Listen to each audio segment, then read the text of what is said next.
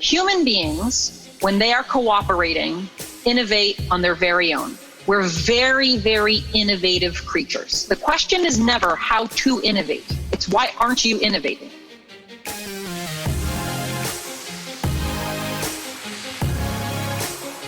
All right, welcome back to the Shift Happens podcast, everyone. My name is Joe McClinsky. Thank you for tuning into our discussions as we've been pivoting and adjusting these conversations really to spend our time focused on trailblazers, on game changers, on innovators in their field, on people who are thinking about how they play a bigger game. And particularly in this world we live in today with COVID-19, I can't imagine a more perfect conversation on how we're using this moment to be an evolutionary accelerant, how we're using this moment to really be one of the single greatest opportunities in business there ever has been, which is to give every business a chance to unseat the number one or number two players. When you think about the opportunity that really sits in front of all of us, whether it's a Netflix and Blockbuster moment or Sears and Amazon, really every industry is truly up for grabs right now. So our conversations within the Shift Happens universe has really been to find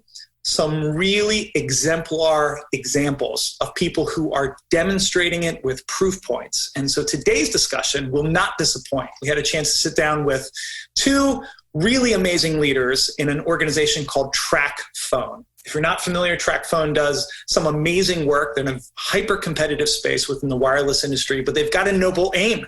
They want to serve the underserved. They want to help connect people who wouldn't maybe necessarily be connected otherwise. And I can't imagine, a more noble cause, given that, again, this pandemic and this moment really does give us a chance to realize that connection itself is not really a luxury, it's a necessity. And the two folks that we sat down with today, Jay Smith, who's the CIO of the organization as the executive sponsor of innovation within attracfone, and Aisha Tatiana, who is the head of innovation. And I apologize if I said her name wrong again, but she and Jay were really, really spectacular in this conversation. First and foremost, you're going to hear a little different take on innovation corporately, which is it starts with the relationship between the executive sponsor and the practitioner, and that sometimes gets overlooked. We tend to sometimes look past that, but it sounded like today that really was the foundation of building a high-performing culture, a culture of innovation that's not afraid to fail. You're also going to hear them talk a lot about their point of view on innovation and how they've been able to innovate at scale with more than 12,000 employees, and how innovation at the worst point, on its worst day, is really about increasing the engagement of your team. And I think one of the things that I really appreciated about today's discussion was their ability to think and really put themselves in the right mindset that kind of becomes almost this mini virus inside the organization in a good way, which is this sort of goodwill, positivity. Failure is not an option, and failure will be part of the journey. And so I will stop with the preamble. I think if you came today to hear some really good maps and methods on how to think about innovation, this conversation today will not disappoint. So without further ado, here is Jay and Aisha. All right, everybody, welcome back to the Shift Happens podcast. We are live today in studio with two amazing human beings that I've recently had a chance to meet. We've got Jay Smith, who's the CIO of attracfone, and his colleague, Aisha Tatiano. Did I do that okay? Close. Titano. I'm sorry, from attracfone. Thank you guys for doing this, and I'm so sorry, Aisha. Everybody does it. Literally, it's okay. It's almost a game now to see what it's going to get turned into the first time someone says it. For what it's worth, McClinsky hasn't really done all that great for me either for the last 43 years. So I share your pain and all of that. So we're kind of a new connection, the three of us. We got a chance to connect with through one of our colleagues here at Shift in Whitney, and innovation was the common thread. And it's certainly one of the conversations we love to have here at Shift Happens quite a bit, given what the world's experiencing COVID-19. If organizations are thinking about what's next and how they're going to get through, innovation is probably going to be a really important topic. So I'll just toss it over to you guys for a second. I mean, one of the things I really appreciated about our early conversation is it really sounds like you guys you do this thing well at attracfone? Because I know a lot of organizations say they do, but don't necessarily have proof points to stand up. So, Jay, Aisha, kind of when you guys think about innovation, how do you think about it at attracfone, and, why do you think you guys are so successful? So I'll kind of kick it off and then pass it over to Aisha. So what I would say is, even before, and maybe this is where folks don't get it 100% right, before you can innovate, you need to have culture and talent. You need to have the people with the right mindset, right? And so I started there 2 years ago, and we really focused, and I specifically focused on creating the foundation of the right people with the right skills. We introduced Agile as the methodology for how we delivered, and we had to get the right foundation in place. And once that was in place, we were able to then begin to innovate. And so the innovation, we can go into several of the examples of real world innovation, new products and services that we've launched faster in the COVID-19. I'll call it kind of post COVID-19. And so those proof points to me are that you got it right and the customer pain that you're solving. But I would back up and say my guidance to folks would be, you've got to have the right environment with the right people in order to be able to cultivate and have innovation flourish. Right. Yeah, I'd agree. So, I've only been at attracfone for about a year and a half, maybe not even a half, like a year and a couple months. And, what got me really excited when I first got here was that it's like a gardener who bought a house with a perfectly prepped garden bed in the backyard, right? So you can't help but to be enthusiastic about, coming to that garden because it's got everything it needs to kind of plant and bloom. And in the past, when I've done innovation work, of which I've done quite a bit, it started way back with finding the plot and hoeing the land. So you would put all this back-breaking effort into kind of preparing the group.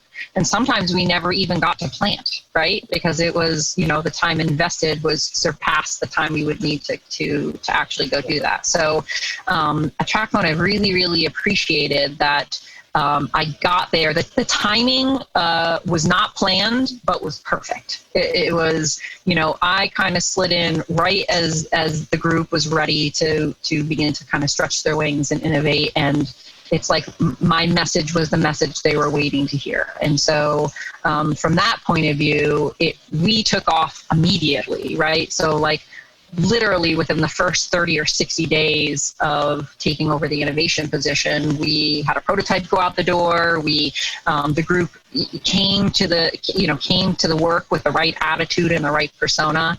And Jay has proven to be an excellent sponsor, continues to be an excellent sponsor. In fact, I think the relationship between he and I is our secret sauce, right? So there's a lot of things that come into play in innovation, and I'm going to give attracfone the props because they're super enthusiastic about being part of anything that we host in the innovation space, or anything that just even has to kind of do with that general idea.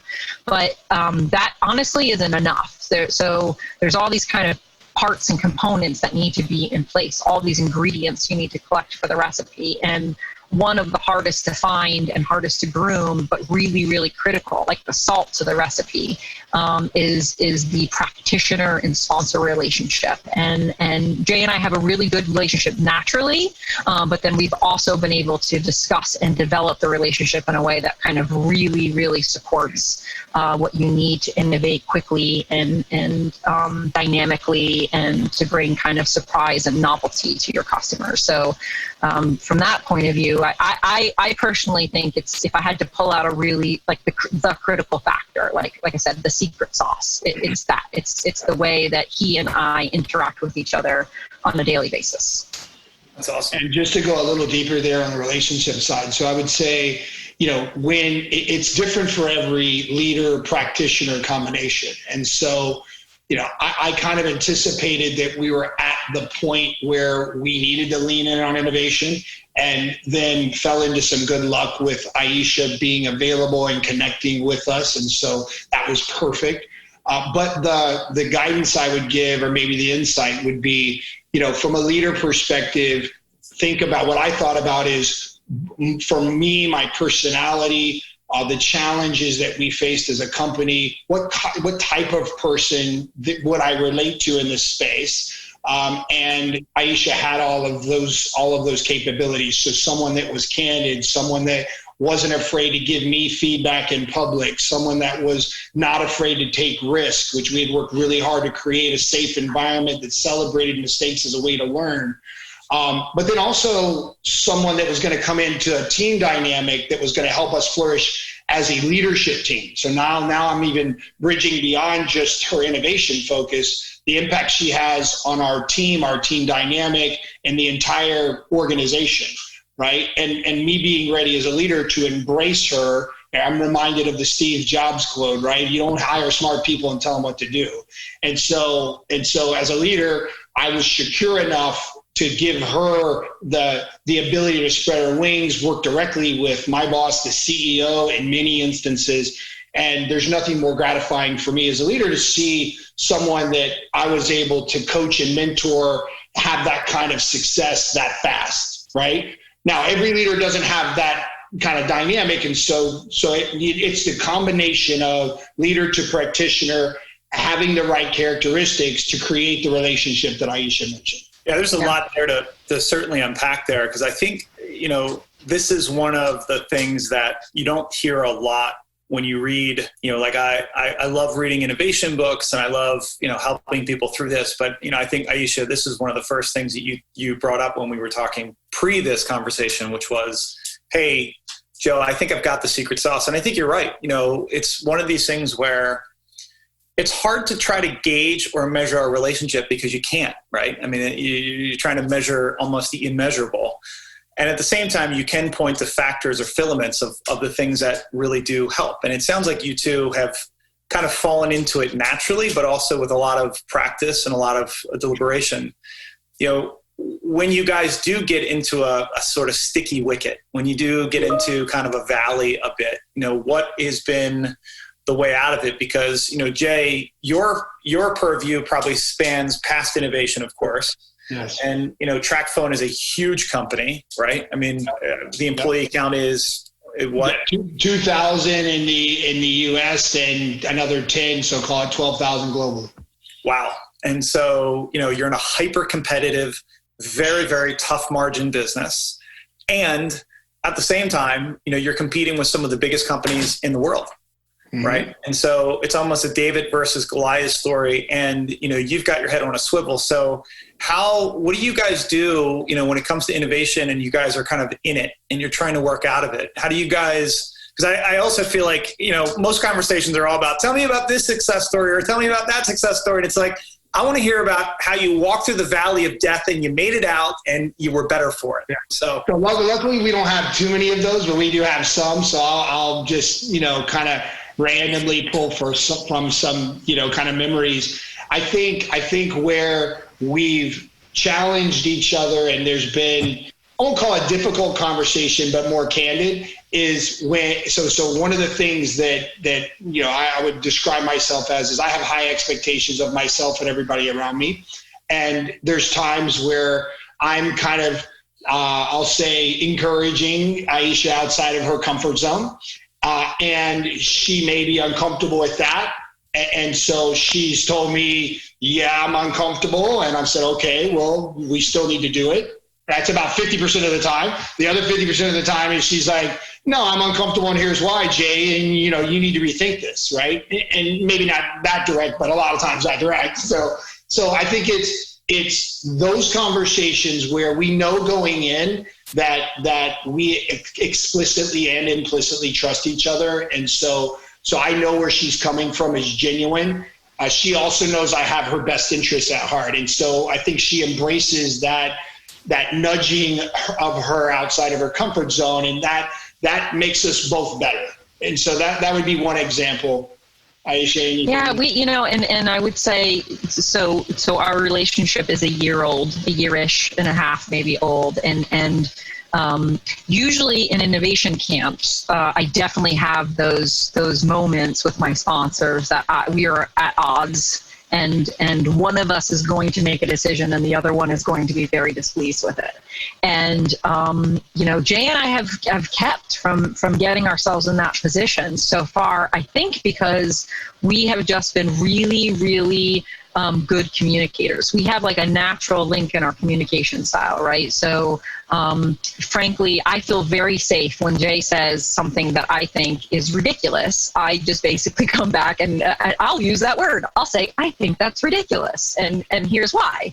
And you can kind of, the listeners can't see the smile on his face right now, but the smile that he has on his face right now is how he responds. It's almost like the novelty of someone being really candid with him, like helps get us over the message so that we can have a good dialogue.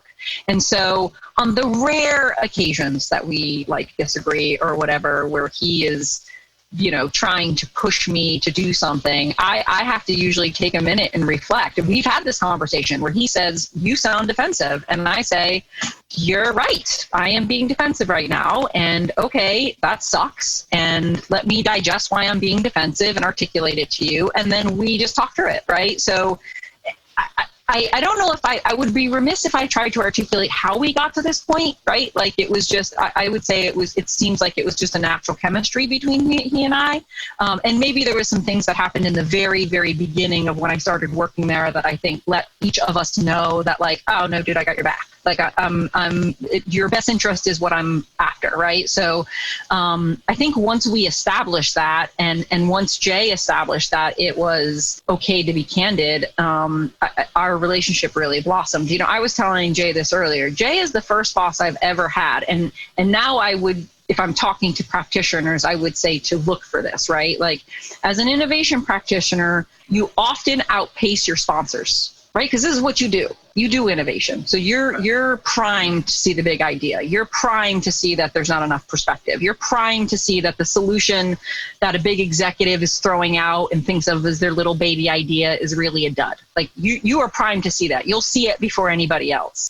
And so there's this constant struggle with how do you communicate those messages to people in a way that they can like digest and make action out of, and you don't alienate them and they continue to trust you. And that has been a really, really easy course for he and I. So, I lucked into Jay as a sponsor. I got hired by Jay. Right. But if I didn't get hired by Jay, my learnings from this, like going forward, is that in a company, I need to find my sponsor that is my version of Jay, right? Like, so I need to find the person, whether I work for them or not, that is willing to kind of be that executive partner. Because the pace that we are moving at is because of that partnership. Either of us working alone would not be working this quickly. Right. There's no two ways about it. We are working quickly and succinctly and accurately and well because both of us are moving it forward. And my big lesson learned out of this is I've always been kind of opposed to my sponsors. It's always been a thing that I've got to manage up, and I think this will really resonate with a lot of practitioners. They really focus on nurturing that sponsorship relationship because they need to make sure it's on board, and versus this content thought process that says, or go find a sponsor that you have this natural synergy with and help recruit them into the fold and have them work as your head salesperson, basically. That has made a giant difference in pace. I've gotten more done at my year here in attracfone than I've gotten done combined in some of the places I've worked for years and years. Wow. And that's partly me. I feel like a rock star, but that is also, a big part of this is that somebody has allowed me to stand up, spread my wings, supports and sponsors that, and is there when I need them to be there, right? We were just saying this earlier. Sometimes Jay is not always on time for my meetings. Sometimes he misses them. But it's okay with me because I know that if I sent the text, I need to talk to you right now, I'd get a phone call in 2 seconds. I don't have to explain it. I don't have to I need to talk to you. I need you to come talk to me right now. He unequivocally would call me. And that's meaningful in my world because oftentimes when you're moving really quickly with innovation, You don't really, if you wait too long, things wither and die, right? Pace is an important part of the acceleration of innovation. People get excited. The change management begins to happen by just the proxy of the innovation being exciting. And you have this like very small window to take advantage of that, to take advantage of people's enthusiasm around something new. And if you can get in there and do your thing, why that enthusiasm is there, it is much, much easier. And I have learned that my inability to get in there and do it really quickly in the past, through this experience, I have learned that I did not have the appropriate sponsorship. I, as a practitioner, did not find the right sponsor to help me build that room to move quickly in that little wee bit of time you get when you're running your innovation cycle, when things are kind of still new and shiny and glittery. I have another one, Joe, that you'll love this one. So we were innovating, we're doing a prototype, and there was a small miscalculation that we made, Aisha made, let's say. I love this story. We ended up having some press get a hold of our idea, and it got out into the marketplace, and I get a call from the CEO, and he's like, Jay, what is this, right? And so I didn't know what it was. Actually, no, Aisha, I think you had given me a heads up before I got the phone call, right? Yep. So I was like, Eduardo's his name. I was like, hey, there's no such thing as bad press, right? We can explain this. And when it wasn't me coming back to Aisha and saying, hey, why did you do this? It was me saying, hey, when we go fast, we're going to fail and we're going to learn. And by the way, it ended up being it was press we didn't want out, but it ended up putting our competition on their heels saying, hey, attracfone's doing some pretty cool stuff, right? And so that one was one that was probably a little more visible, right, than we had hoped, but it ended well. And I think the message is I had her back immediately, and it wasn't about, why did you do this? You screwed. I wasn't that. It was like, hey, I got you. We're going to figure this out. Yeah. And my prototypes have never been mentioned in an industry gossip mag before. That was the first time that had ever happened to me. So, I was not, as soon as I found out, there was never this feeling of like, oh no, I have to go tell Jay. You know what I mean? Like, it was definitely like, okay, I need to go tell Jay. Like, we need to work on this together, right? And so, I think it was in that moment, which was probably our first big, like, oh, this did not go how we expected it to go. That's really when I figured out, like, okay, I have a partner. I could tell by my own response to kind of creating something that I thought could potentially be really, people would be really upset with me. And like I said, it was no dread. It was just like, hey, this thing happened. Here's what happened. Here's why it happened. Help. And he was like, all right, I got you. Okay, we're going to do X, Y, Z. Right now, that was one of those. I need to talk to you right now. Yeah, that was I need to talk to you right now. Yeah, but what I love about just listening to you guys go back and forth, and I think what I would maybe pull on a little bit more for people listening to this is the way a relationship's supposed to go. An incentive to tell the truth. Most corporate politics and politics in general, there is this rivalrous game of a winner and a loser. And in most companies, there are so many factions and so many silos because there is this incentive to not tell the truth. Because if you do, particularly in a moment where you mess something up, you had more than your hand slapped. You've had, more than this like retaliatory sort of culture where there's always a retribution moment, as opposed to it's like, that's a learning, there's a lesson. Let's figure out how do we live moving forward. And it seems like you guys have created that. So my question then, because I know we'll keep coming back to this amazing dynamic between you two, is how do you do this with the rest of your organization? Because, look, as someone who studies high-performing cultures all the time, it is absolutely what you say. You guys are a wolf pack. You don't run in the face of fear. You don't avert. It's like the Nietzsche quote, the only way out is through. This is the way that you guys operate. And it's special. It's special. So how does that show up in an innovation setting for the rest of the organization? It's a good question. I'll give you a few examples. So one of it may not have been one of, it may have been the first public interaction that Aisha and I had. So I have a leadership team of people. There's probably 50 in the room. And we're talking about, how we're setting the path for a particular space. I think it was, our portfolio of projects. And Aisha, I said something, and Aisha said, wait, I disagree. Okay, so she said, in front of 50 people. And so I stopped the meeting and I said, guys, did you just hear that? I said, that's what I expect from every single one of you, right? I don't have people in the room just to sit and be yes men. That's not going to make us what we are today. What's going to make us better is people that have healthy debate. So speaking about high performing teams, one of the best examples of high performing teams is teams that can have healthy debate without taking it personally, right? And so I tried to use our relationship as an example of what I expect from other people. And it also shows that I'm vulnerable as a leader. It shows that we can take risk and there isn't retribution, to your point. And so we've been able to kind of parlay our ecosystem, Aisha J, into a broader, here's what we can all do if we work together the same way, right? And so I think that gives you a little bit of insight into how we make it work. Yeah. I mean, I think so I'll clarify the story because I think there's important nuance here. I did not say I disagree with you. I said, I hate that idea. Okay. Very loudly. I said, I hate that idea. And, you know, I have, this is real feedback. I often say before I think, right? So in a room full of people where Jay is everybody's, you know, a couple levels up boss, right? So we're in a room with like program managers and project managers and directors. So there are layers between these people and Jay. And so they're, you know, they're appropriately like, oh, the CIO is here.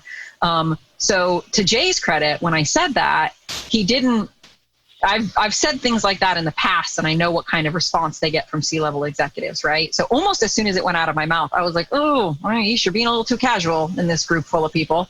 But to Jay's credit, not only did he not freak out, he stopped the conversation. He stopped everything, and he said, that is what I want out of all of you.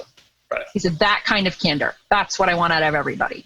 So there has been these moments of modeling that I think that he and I have. You know, before COVID, I had taken over doing our town halls. So as the MC of the town hall a little bit, I think people got to see the dynamic between he and I.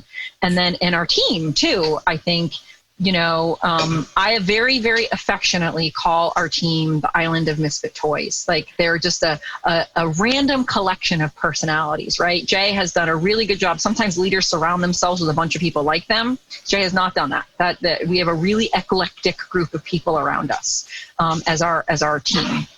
And so I think with me and with other people on the team, Jay has modeled perhaps those people who are a little bit more reluctant to be part of the team dynamic, that it's okay. It's okay to disagree with me. It's okay to tell me how you feel. It's okay to, it's okay for me to push back on you because you can push back on me, right? So through that, us being in a group, and like I would say that there's other people on our team that have a high fidelity relationship with Jay too, right? So as us being together on that team, we are kind of modeling to the rest of the team and to the people at large what it looks and feels like. And I can't help to think that I'm going to use the word envy, but I'm not in a bad way. I think like they see the dynamic and they want it, right? Like, so they say, oh, I want to be that way in that dynamic. And then that helps them kind of be receptive to adjusting or modifying how they're approaching the situation. I don't know how you feel, Jay, but I feel like our team has made really big strides in the last year. Like,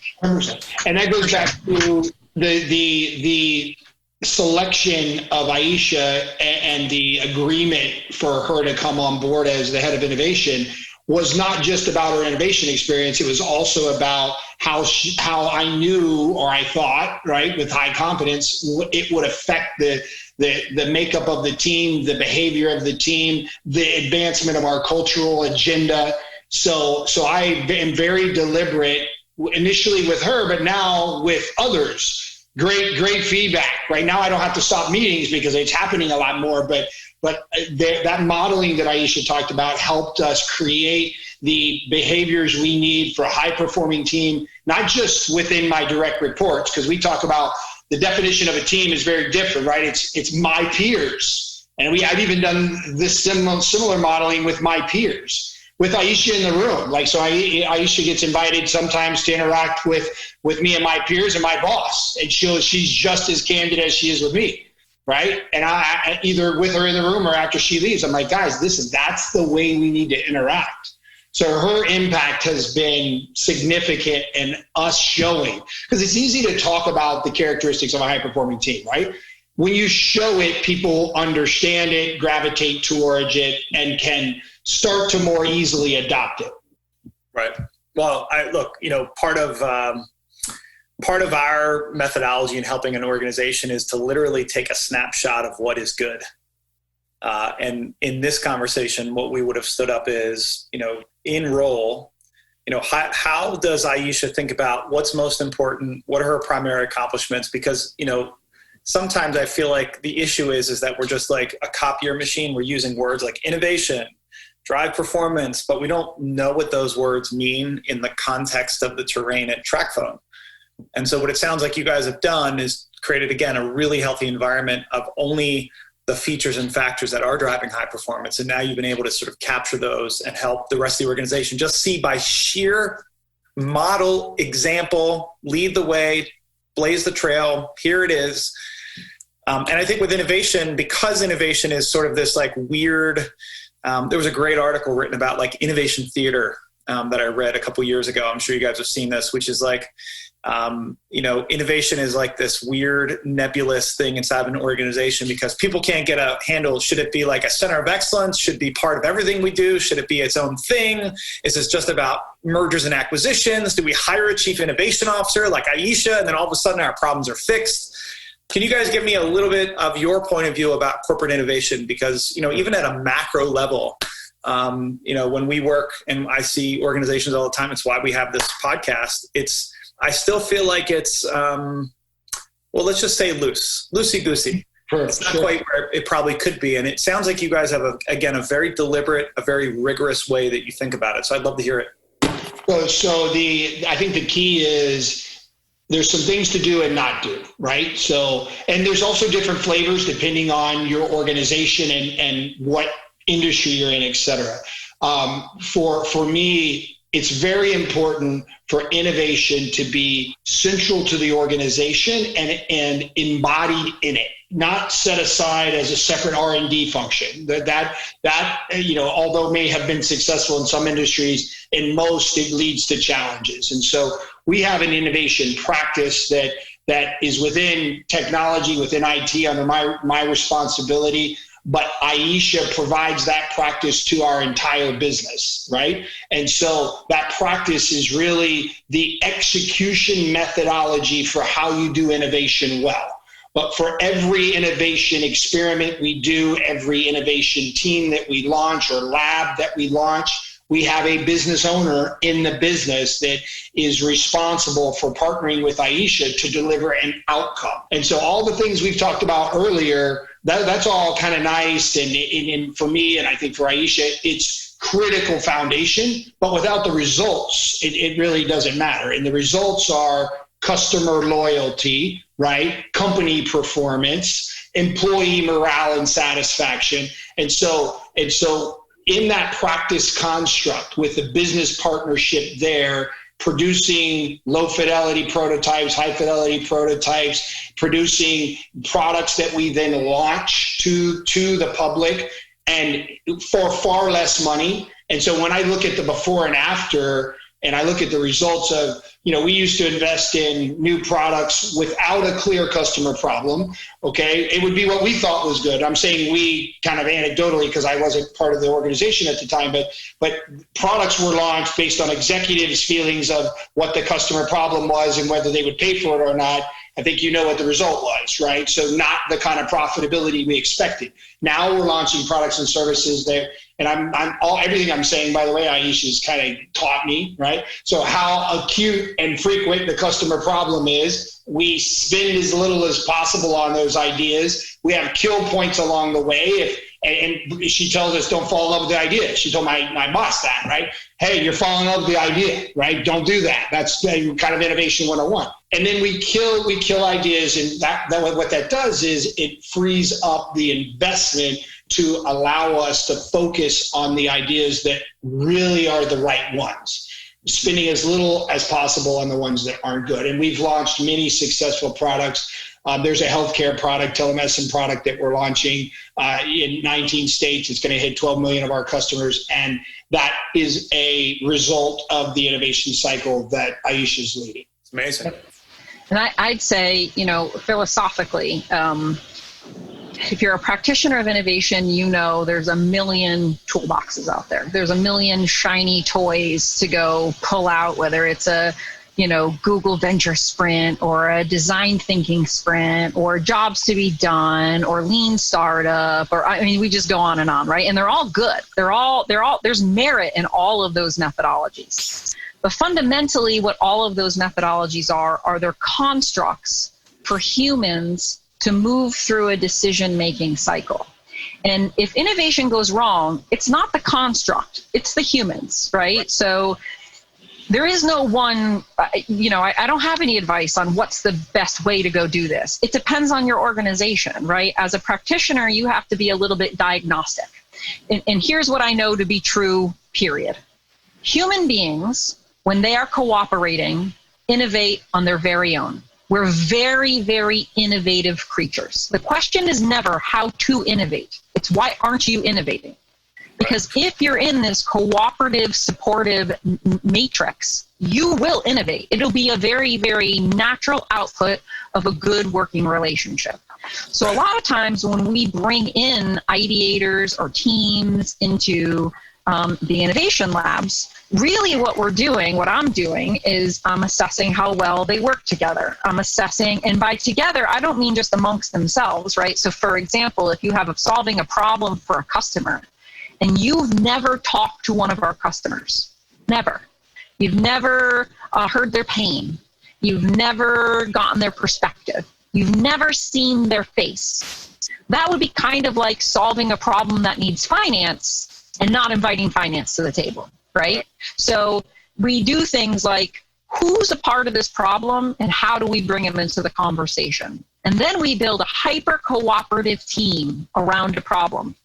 And I never have an output in mind when I do my innovation cycles. This is why it's very easy for me to identify when people fall in love with their ideas or people are overly attached to their perspective, is because I find real and true. It's like Christmas, dude. When you put all those people together and you work out all the dynamics and they begin to really, really gel and think and problem solve, every time they surprise and delight me. Every time. And so I've learned I don't want to get ahead of the curve. I don't want to ruin the surprise. I don't want to ruin the delight I get when I see them come up with something amazing, right? So that process involves a little bit of I've all of those tools I just rattled off. I've used them all. I think they're all great.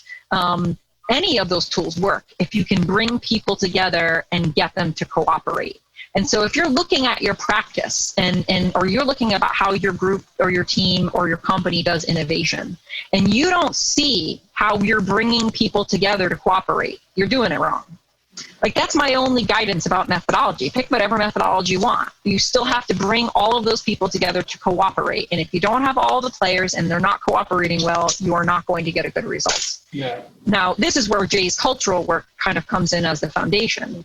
Jay had already laid the land. They had already, like I said, he'd already sowed the ground that we're going to cooperate, that we're going to challenge each other, that we're going to trust each other, that we're going to be respectful, that all of the kind of foundational things. And the group was excited but tentative. So all they needed was for someone to kind of bring them together and give them a little methodology to help remove the ambiguity about how they were supposed to move forward, and they've embraced it. Like I've had no trouble at all, getting teams onboarded into the construct that we're using for innovation. They're excited to be there. They get what I'm telling them when I say things like, this is all about cooperation. The output of hyper cooperation is innovation. Period, end of sentence. I would go toe to toe with any of the great minds here to tell me I'm wrong, right? So what they see in their methodologies is they get people to hyper cooperate, right? And the joys of hyper cooperating are self-fulfilling. I don't have to convince anybody that it's good to do this or that it's fun to do this because it feels good to do. Hyper cooperation feels like a natural human state. And Jay has been fantastic at grooming the leadership paradigm we need to support hyper cooperation. Because if you try to bottoms up hyper cooperation without support, it looks like you're rallying legion, and that's really, really threatening to your sponsorship base, right? So when cooperation, the desire for cooperation, it's one of those things that can't come bottoms up. There's not too many things that have to come top down, but this is one of them. Because like I said, if it doesn't, it just creates an environment that is threatening to the executives or to the sponsor, and then really demoralizing to the participants, because in their mind, they just went through this amazing process and they're really proud of what they did. And it's being squashed for things that have nothing to do with the output or the process, right? So, I think for innovation processes to really kind of take hold and move forward in a company, you as a practitioner, if you're leading these practices, no matter what way you're doing it, if you're a chief innovation officer, if you're a program manager that's going to use design thinking, if you think lean startup is really cool and you'd like to try it on your agile team, it's really all about finding the sponsor above you who's going to build the headroom for you to create the hyper cooperation in a way that's not threatening to them. And if you can line that up, pick your tool, anyone you want, any way you want to approach it, it will work. That is really the foundation of what needs to happen to get the methodologies to really blossom. That's awesome. And just adding to that real quick, I think the agile work that we did. So when I look at the culture and the talent that I spoke about earlier, getting the right mind, having a purpose-based, kind of direction for the company instead of just a financial one, and then really demonstrating those cultures through agile teams that have that hyper cooperation that Aisha mentioned, that is the connection that then led to the innovation spark that blossomed massively. So if I had to say kind of the sequence of events that happened, that's the way I would describe it. And the synergies between agile ways of working and innovation practice, they have the one major thing. They have many areas of similarity, but the one major thing is that what we call collaboration or hyper cooperation, as Aisha mentioned. All right, we have an exciting announcement, ladies and gentlemen. If you're listening to this podcast, we have another podcast for you to listen to. We have soft launched a second podcast out of Shift called The Inevitable Future of Work Podcast. It's a conversation that we wanted to have with HR leaders, with C-level executives, and with people in the technology community to really help us create a better conversation and, frankly, a better map of how are we thinking about all the dynamics that the future of work will present us. Everything from that, employees want a more flexible and more dynamic environment. We know the numbers say that upwards of 50% of the American population will actually be in the gig status by 2020. We also have heard estimates from Oxford and McKinsey that upwards of 50% of the current jobs that are in the market today will be displaced. And so everything in between of how organizations are using chatbots or artificial intelligence or just different machine learning solutions to think about the relationship between employees and technology, and frankly, the ever-changing conditions within business, this podcast is for you. We are partnering with one of our friends and really valued partners, the HR Certification Institute, and the CEO of that organization, Amy Dufresne, who's an amazing co-host. We've had guests like Angela Duckworth and Franz Gilbert and David Ehrlich, which has been really, really amazing so far. We've gotten lots of really good positive feedback, and we wanted to make sure everyone within the Shift Happens community understood or knew that this was out there. So please go check us out at inevitablefutureofwork.com to download the episodes. And if you happen to be an HR professional, we have a bonus item for you as well, which is you'll be able to earn credits, HR credits, towards your professional resume as you listen to the podcast. So it's a pretty exciting bonus there. And we hope that you go check out our new podcast, Inevitable, The Future of Work. Well, you guys, as we're getting a chance to know each other, I'm constantly thinking about, Aisha, what you're talking about, which is kind of what is the natural state for us human beings, right? And I think about agency, I think about autonomy, I think about the parent-child relationship that most organizations have set up with their employees because they're scared, they're afraid to fail, and how that perpetuates. And then you, as you guys have experienced on the other side of this, which is this whole notion of survival of the fittest was really subtext to natural selection. Most people get these things backwards, that survival of the fittest is the way we evolve. It is a component of the way we evolve. The other way that we evolve, and it's what you've been talking about for the last few minutes, Aisha, which is hyper cooperation.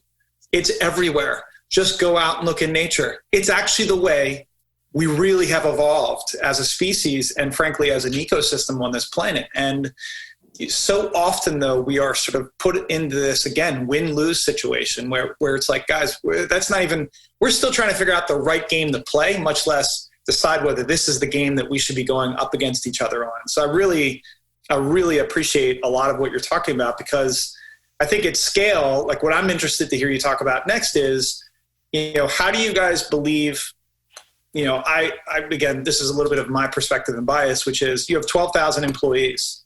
And I think to myself, you have 12,000 amazing brains to potentialize. You have 12,000 eyes, ears, intuitions.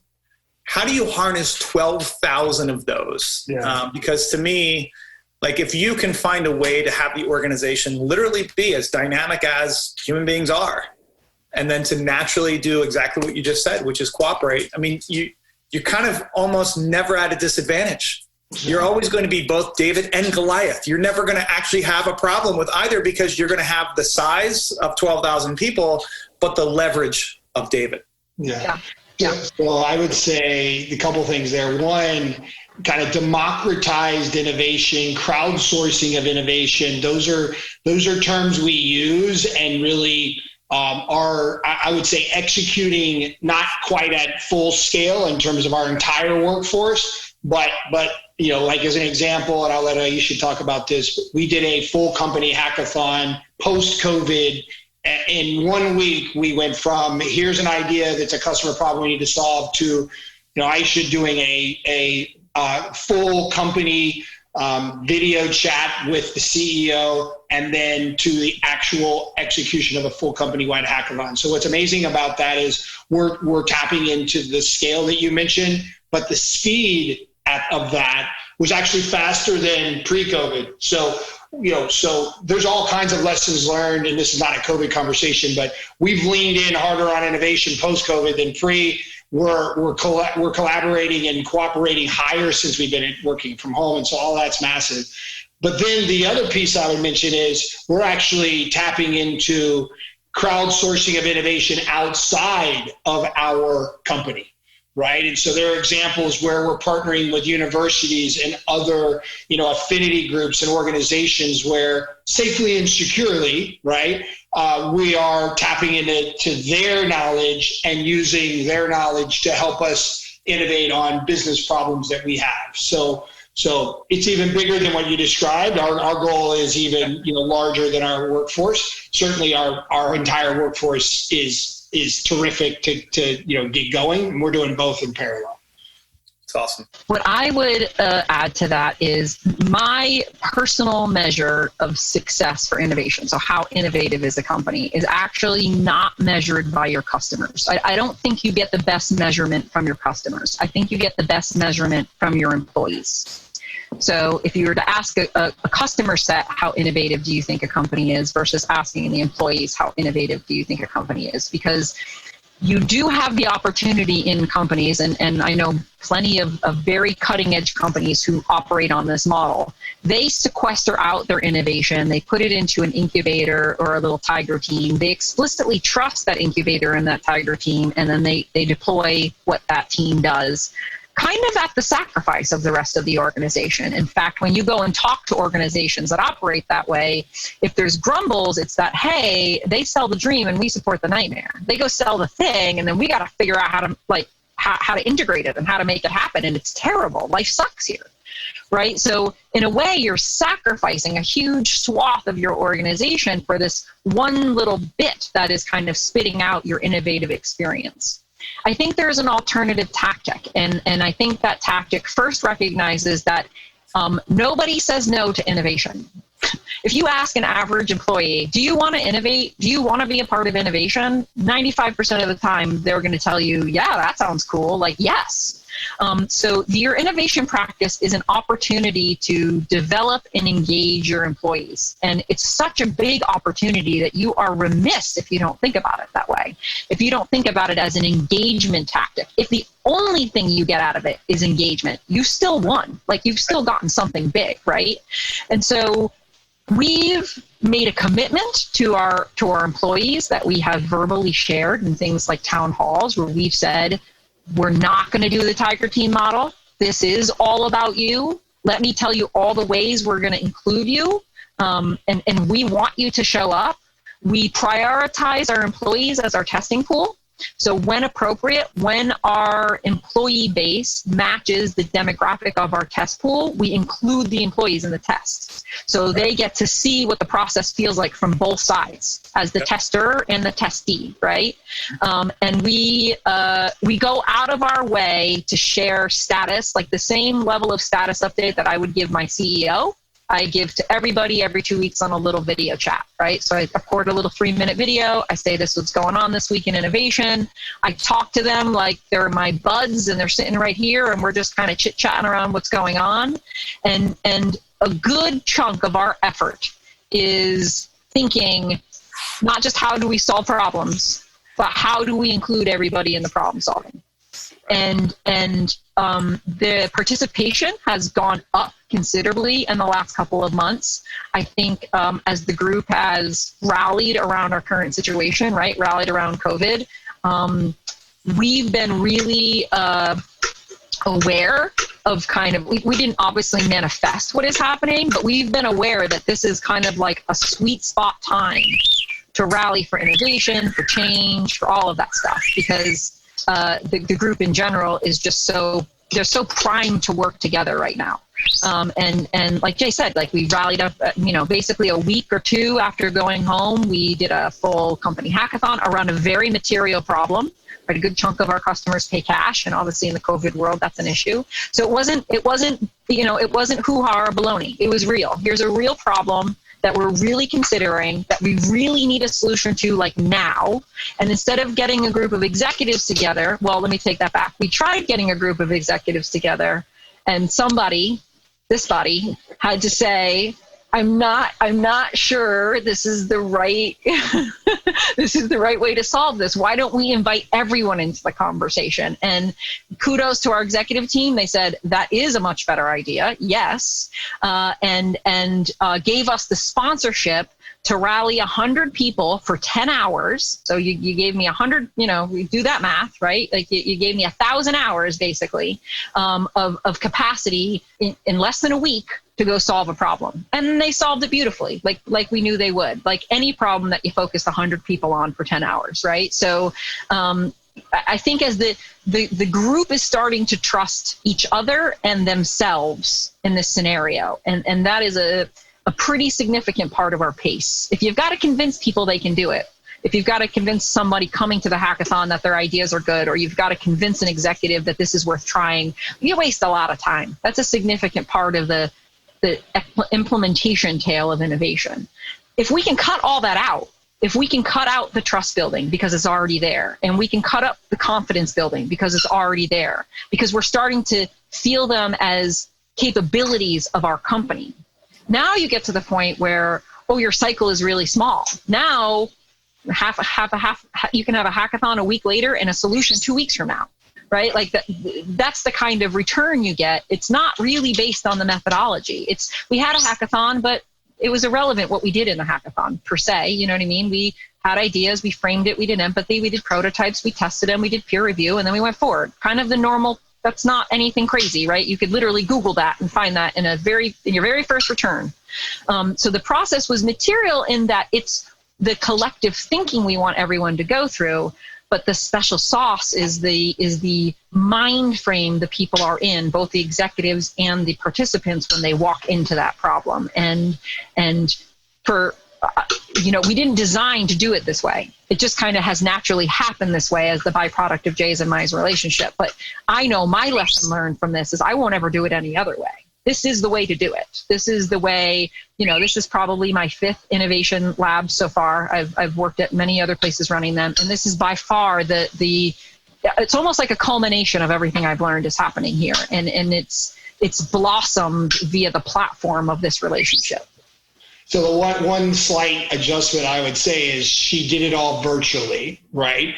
With all these breakout rooms, and it was super impressive to see, because, hackathons are highly interactive, usually people on a whiteboard with stickies. And, for me, imagining how to do that virtually was I was like, okay. And this is where Aisha was vulnerable. She's like, oh my God, inside. I'm like, But she said, I'm going to figure it out, right? And she pulled it off beautifully. And so that element of virtual innovation and a hackathon virtually is something I think is important to note. The other thing I would say is, as an executive team, we see innovation as the future of the company. And that's why we're so behind and we embrace everything that's happening. It's like we in order to succeed in this highly competitive environment, with the price pressures in this space, with the hyperconvergence of technology, we've got to innovate at our core to not only thrive but survive. So survive and then thrive, right?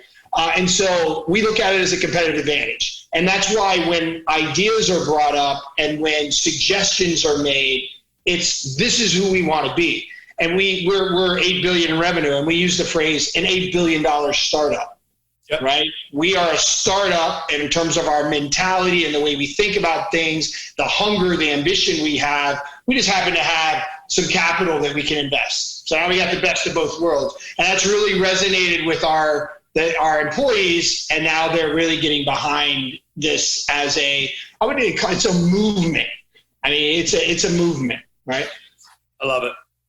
Well, one of the things I love too is that, we're having this conversation during potentially one of the greatest opportunities that's ever sat in front of every single business. We were talking a little bit about this before the interview today.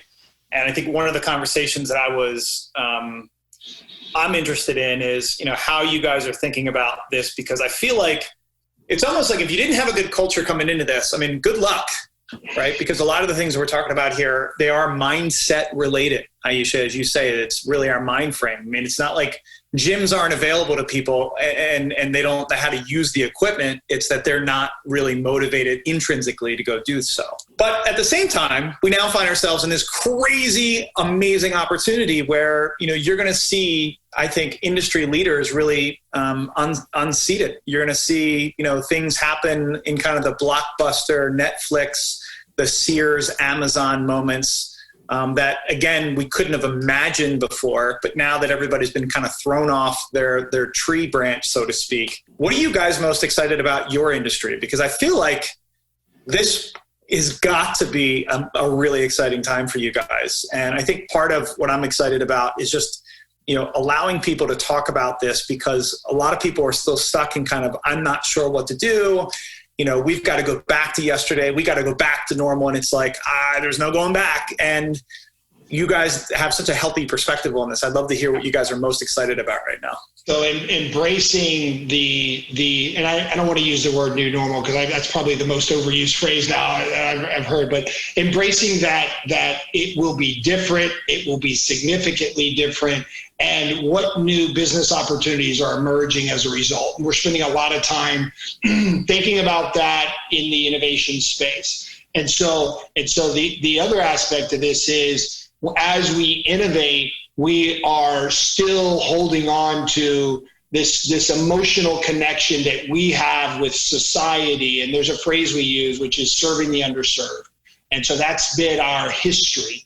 And when we look at that, it inspires us, and it builds gratification, satisfaction to know you're bringing not only mobility, but everything else to a segment of the market that no one cared about and no one wanted to serve, right? And so financial services, healthcare, there's a number of different, not just products and services, but big verticals that connectivity will enter into, and 5G will enable, and we will enable even while 5G is still maturing.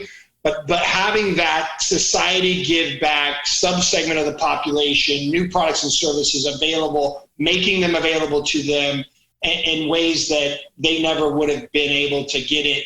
That is the way we're thinking about the future of our company. And so then the emotional connection with your employees, it couldn't be stronger. It moves from a financial objective, which we have obviously financial goals to grow, but when we talk about really rallying a group of people to achieve a mission, or what we like to say, climb a hill, that broader vision, grander vision, the Just Cause, if you're a Simon Sinek fan, I think we talked about him last time, right? The Infinite Game, having that and really using that as inspiration to overachieve, that would be an element of our secret sauce as we look at the future. That's awesome. How about you, Heidi? I'd piggyback on that.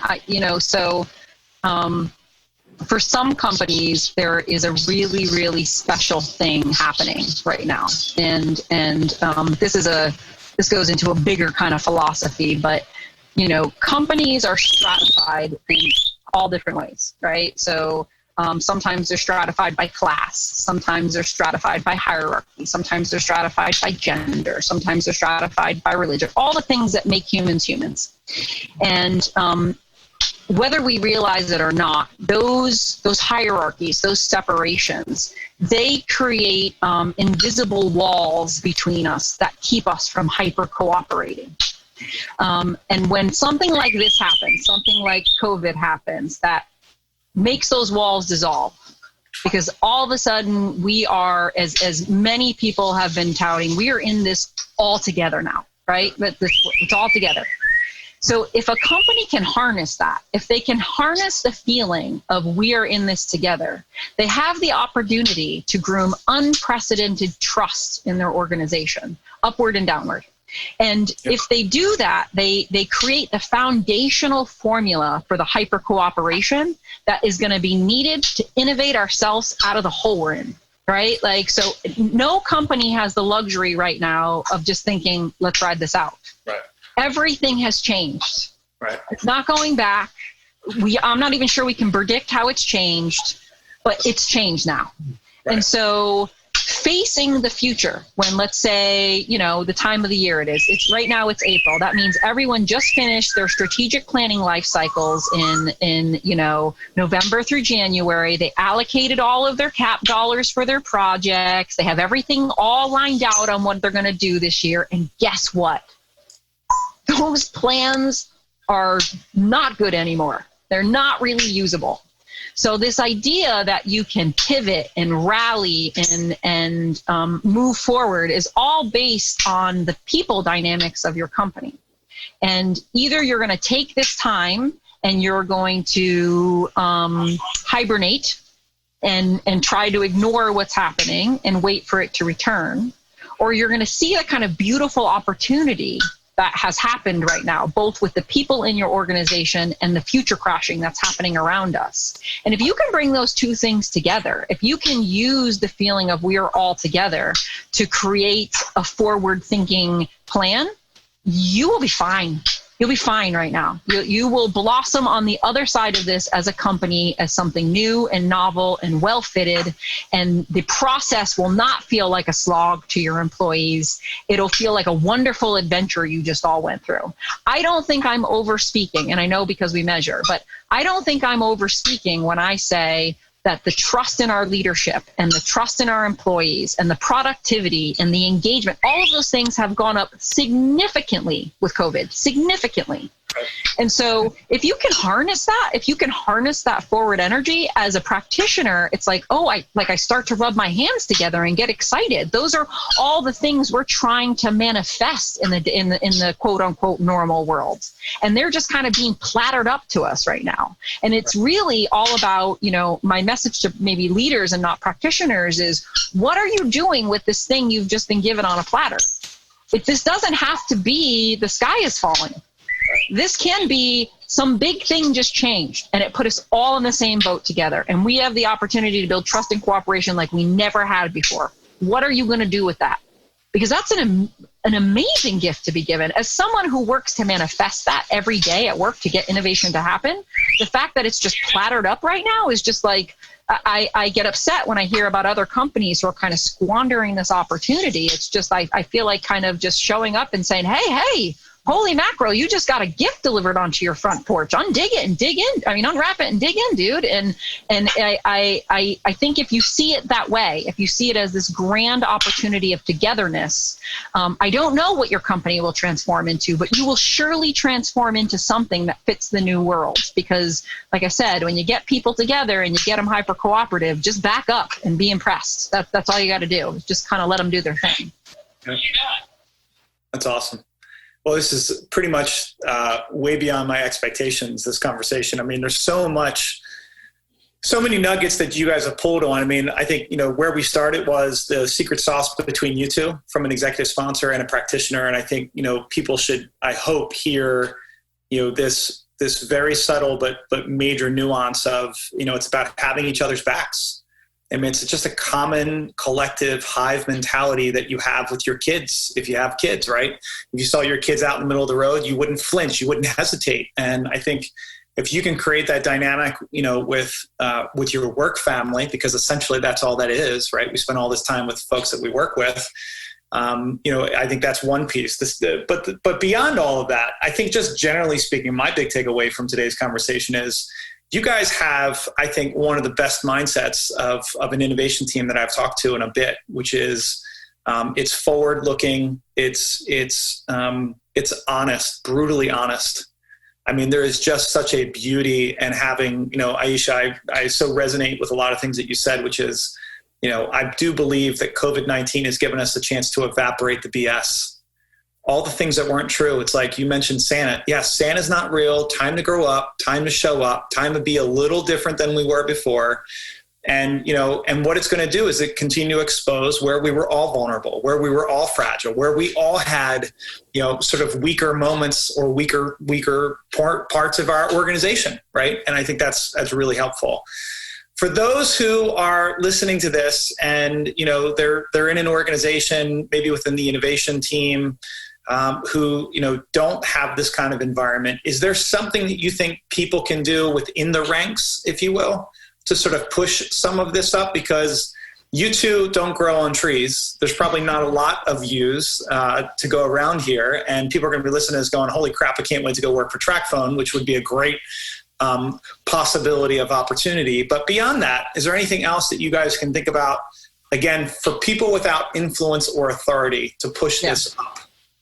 I'm going to start on this one. Yeah. So the advice I would give myself, if I could go back in time to, maybe a job 5 or 6 or 10 years ago and give myself advice, it would be that you are not locked into your hierarchical sponsorship. Your only sponsor, your boss is not your only sponsor. That is not, in fact, you're really, really remiss if you're looking at just that person, right? And if you don't have the opportunity to cultivate this relationship in your ecosystem, go find the person that you can cultivate this relationship with. Hopefully it's in your company. Maybe it's outside of your company though, right? Like the deal is that surely across an organization, you can find a sponsor that you have this type of relationship with. And if you can groom that relationship with that person, they might start as little tiny nuggets. It might start as just a challenge they sponsor or a hackathon they get behind or an idea that they sponsor for you. But you'll, just like Jay and I, you will demonstrate what healthy and good looks like. And you will create relationship envy between you those people and everyone else in the organization. They're going to want what you've got. And when I first started innovation practices, I used to, really proselytize the idea of a lighthouse project, of finding a project to demonstrate how innovation works. And I think my view of that has really changed just here at attracfone. It's go find your lighthouse sponsor. Go find the sponsor relationship to demonstrate how all of this works. Because in doing that, not only will you have your lighthouse project, not only will you have the thing that says, okay, this is how innovation works, but you'll also have kind of the pre-required relationship dynamics demonstrated as well, right? And you can't oversell the idea of modeling, of demonstrating, of the effect modeling has on an ecosystem. Don't let me tell you how to do it. Let me show you what it looks like when you do it well. Right. People naturally gravitate to that. They naturally find their thing that they resonate in that scenario. But you don't have to sell it to them. They sell it to themselves. And so I would, to paraphrase, my advice would be stop focusing so much on process. Don't worry so much about creating the next iPhone. Focus on relationships. Find the people that you have those sponsorship relationships with. Find the people outward, downward, upward that you can create those trusting dynamics with, because the things you'll create with those people will impress everybody. They'll be your lighthouse project by the proxy of the relationship versus the proxy of the innovation. Does that make sense? Yes. So I would add, so I agree with the modeling, the relationship, the sponsorship, 100%. The only thing I would add is that as a person maybe without as much authority or influence, as you look at the problems you want to solve, there's a phrase that comes to mind, which is the big impact of small changes, right? And there's a book that's very interesting called Beyond Measure by Margaret Heffernan. And so it talks about, which I've also seen in my own experience, you start with small changes. You don't try to change the world overnight. Obviously, you're very wise in the selection of those small changes, and with the right sponsorship and modeling combined with the change kind of regimen at the right pace for your organization, people will start to take notice, right? And people will start to get on board. And then the magic starts to happen and the snowball effect happens naturally in a very positive way. And so you have to have passion. You have to have endurance. You're going to have setbacks. Don't give up, right? The way I look at every setback is it's a learning opportunity. And, my dad used to say, pick yourself up by your bootstraps. He was from Tennessee. And so you've got to be resilient. You got to continue, the good fight. And generally speaking, when I see people with that, there's good results. And they may not be as fast as you want, but there's good results. Right. That's amazing. Yeah, I'd agree. Grit is an important part of innovation. My version is pull up your big girl panties and get to it, right? So that's my version of it. But yeah, it's innovation requires grit. If you aren't, not everyone's going to like the awesomeness that an innovation factory creates for a variety of reasons. So if you're thin-skinned and you're not willing to kind of fail. People say this, but they don't really digest it, what it means to be willing to fail. Be willing to fail means you're willing to be embarrassed in front of the people above you. That's literally just that sentence, right? Are you willing to be embarrassed to your boss and your boss's boss? Right. And if you're not, you should not be in innovation. Right. That's just all there is to it, because emotionally it's going to be way too stressful for you. And so, again, what I appreciate about Jay is he makes that pretty easy. It's really hard to be embarrassed in front of him. If I just come and say, I screwed up, this is what happened, we move forward and then we go on. But in general, I think grittiness is one of those required skills for an innovator. Yeah, well, I had a chance to actually talk to Angela Duckworth for a bit in one of our other podcasts, Inevitable Future of Work. She was our first interview, and I was a big fan of her work around grit. One of the things I think that you've hit on that most people miss, which is grit is not about doing the same thing over and over again to build up some crazy tenacity or persistence. It's really about doing things that are unfamiliar. And, we as human beings love, it's like the law of familiarity. We love this bubble of things we know. And, I think one of the things that I'm also recalling, Richard Saul Wurman, the founder of TED, he's a close friend and mentor of mine. He's written 91 books on one topic, understanding. And they were on all these different things, sports, big data, technology, et cetera. But again, Aisha, something that you've really hit on is he said, the difference between me and a lot of other innovators is that I give myself permission not to know. I give myself permission to not know something, to say I don't know. And then therefore, I'm not busy trying to associate what I think I know with this new opportunity of learning. And I think one of the things that I'm pulling out of the conversation, it's just part of, I guess, your natural DNA, both of you, is this like running towards the unknown, this relationship with uncertainty, this understanding of this temporal existence that we're all kind of experiencing here on Spaceship Earth. And it's, I think you've said a lot of really amazing things, and I don't care where you are in the organization. I don't care where you are in the world right now. I mean, I think the bubble to pop is what you thought you knew yesterday, and holding on to the old is just, it's gone for all of us. It's not just about innovation. And it's just, frankly, how long is it going to take for you to kind of get with that next software update and change your operating system? So we'll see. Yeah, I agree. It's funny. I just posted something on LinkedIn the other day about that thought process, about embracing the concept of I don't know. Jay can probably attest to this. My answer to probably like every third question is I don't know.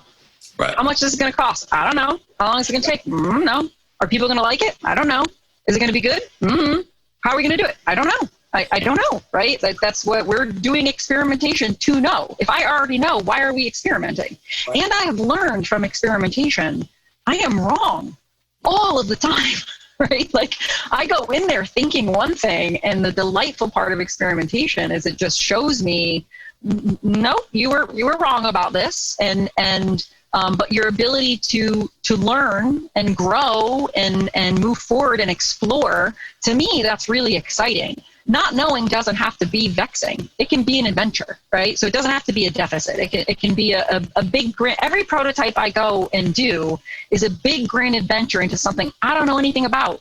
I don't know anything about it, right? Like, so what I leave with is not a ton of knowing about it, but now I know something about it. I knew much more than I did before. And I think if a team, sometimes I see people approach prototyping as, oh, I know, and you're going to validate. Right. And I always know I'm in trouble when that's what kind of walks in the door. Right. Because it's that's kind of what I call out of you falling in love with your idea. If a scientist goes into the scientific process with a hypothesis that they're 100% sure is correct, then every experiment they build has a bias towards that hypothesis, right? So in experimentation, scientific experimentation is one of the first things you learn, is that you can have a hypothesis, but you're experimenting to learn. Don't forget that part. Where is the learning in your experiment? And prototyping is the same exact process. Everybody who's prototyping should walk into the door thinking, I don't know. And so what do I have to do to learn? What do I have to go put out into the world to test and to see and to accumulate and to research and to learn? And in that learning, the good ideas will blossom. Often the idea we bring out to prototype isn't the idea we end with, because not just because it morphs, but because that's just kind of what we threw out there to learn. What we learn is what forms the good idea, right? We usually form the good idea in the prototyping process, in the back and forth that you get from, let me give you an idea and you tell me what you think, now play with it and see what you like, right? All of that interaction is where the actual real ideal will come from. The prototype is merely like the proxy we were putting out there as the representation of, I don't know.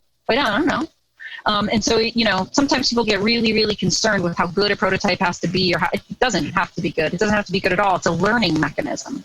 Make it as good as it needs to be to learn whatever it is you need to learn. And that's it, no less or no more. Right along with the not being afraid to say, I don't know, the thing I often talk about is, as a measure of your maturity in innovation and your maturity as an individual, as a human, is how often are you challenging yourself to be outside of your comfort zone, right? And the more you find yourself outside your comfort zone, the more you're learning, the more you're exposed to.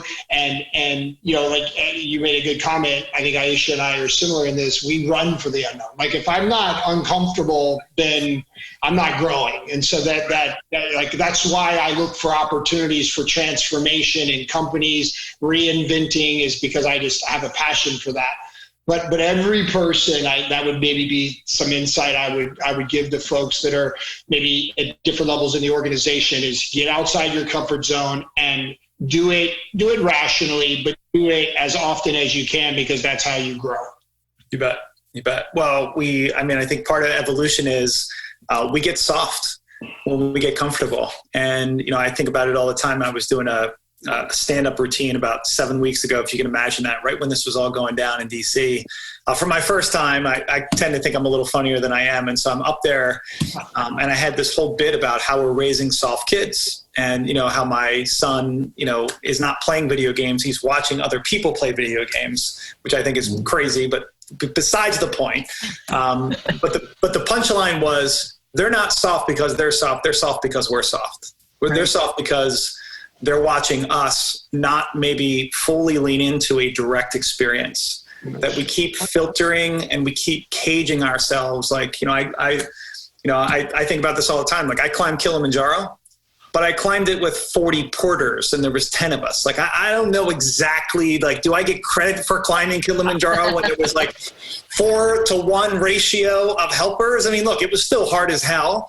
It was still crazy because I've never camped before in my life. Yet, it's not the type of direct experience that I think, back to the learning mechanism and the prototyping, like you're not getting a good read. You're getting a lot of false positives on your abilities, on your relationships. And I think one of the things I've come to take away from this conversation is there's yet another group of people who believe some of the same things we do. And frankly, you guys are demonstrating it in some amazing ways. And I know I don't even know 98% of it. So, just to respect your time today. First, thank you so much for sharing all of what you did today about what makes you guys so great. Attracfone is clearly lucky to have you two, and it looks like you guys have some really exciting opportunities moving forward. So thank you for being on the Shift Happens podcast. Thanks for having us. It's been very fun. Cool. Thank you, Joe. Really enjoyed the conversation. Awesome, guys. All right, great. Bye-bye. Yay! It's over. Done. Sweet. You guys rock. Cool. That's great. Okay. So I didn't think I was going to like it as much as I liked it. I enjoyed it. Really enjoyed it. So. Mostly it was us talking about how much we think we're great. How good we are. By the way, this is why it's fun for me because, quite frankly, again, we could have done this over a lunch or a Zoom, I guess, but, it's not the same feel. And, quite frankly, our long play here is, to keep standing up really good examples of what it should be. And, you guys, no bullshit, you guys are really doing some amazing stuff. And I'm, just excited to have had a chance to get to know you a little bit. And, we'll definitely send you guys the interview afterwards. I think I shared with you guys, we're doing a lot of virtual meetups with people in both of your positions. And so no strings. I'm not, I will, the next couple meetups that we have around innovation, I'll ping you guys. And if you can make it, great. And it's basically this with other, with other peers in different industries that are thinking about the same thing that you guys are. And we could just sort of brainstorm our own little prototyping thought experiments around, kind of what ifs and how might we, and so some counterfactuals, because I do think like you guys hit it and it's so true. This is going to be a really crazy adventure for the next sort of, my opinion, my prepper pandemic person. This is going to be at least the next 3 to 4 years, no doubt. I live on a sailboat for a reason, guy. It's a really good prepper. She was not going to leave. I was like, look, no matter what happens, you got to leave the boat in the slip. He was like, don't just pull away or at least call me. Well, no, seriously, Joe, I like the idea of maybe some collaboration with others because we're smart enough to know we don't know it all. And I love that interaction with others that are maybe thinking about things differently or maybe the same. But that sounds cool. And then, behind the scenes, kind of one of the reasons we're doing this, and you alluded to it in our conversation, is, we're reinventing the company. We want people to know what we're doing. We want to tell our story. We want to be able to attract the top talent in the country. And so there's an element of that, but then there's this element of how can we get some nuggets too? And that collaboration session is about maybe us getting a few nuggets that we can take away and maybe implement, maybe get better. You know what I mean? So. Yeah, for sure. 100%. Well, I think all this just to say, this won't be the last time we all talk. Awesome. So, cool. I'll send you about the podcast once it's all ready to go. Two, I've got a couple follow-ups of things that might be helpful for you guys, just like, little small things, but I'll have Maggie send you guys a couple things from us. And then finally, I'll keep you guys warm on the meetup schedule over the next 60 days. And let's just see what other collaboration points there are. But you guys, seriously, you're amazing human beings. Your company and the people who work around you, you're making them better. I do this for a living, not the podcasting, but the transformation stuff. And we need more of this. It's the way out the way out of this is what you're doing, which is essentially going to redesign what business looks like and how business and work gets done. So thank you for being you guys. And I appreciate, spending some time today, getting a chance to know each other a little bit more. Yep. Thank you, Joe. Thanks, Joe. It was total pleasure. Total Awesome, pleasure. guys. Cheers. Bye-bye. Bye-bye.